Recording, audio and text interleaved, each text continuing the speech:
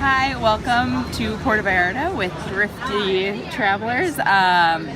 We are actually at the La Langosta Loca right now. Or the Crazy Lobster, if you're looking for it. The place has great food, wonderful ambiance. You can see just the bit of the view to the second floor here, as Ashley tells you a little bit more around us.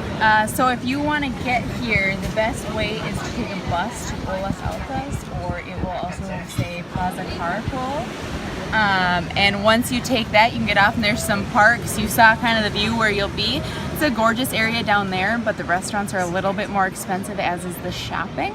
If you come back this way, this is a great place. You can get 6 beers. It's 100 pesos or a little over $5, so it's pretty affordable. Lots of great shopping along here, and it's a midway stopping point between Las Altas and the boardwalk Malecon. with Malecon. Another great thing here, wonderful, kind of a lighter appetizer. You probably don't want to do a full meal here, but they do great entrees. Again, come more for the view, and as you can see behind us, we're not the only ones who think this is a little bit of a nice stopping point. We've got a nice little camera crew doing a pretty big review and taking pictures of it, so don't take our word for it, you can take theirs.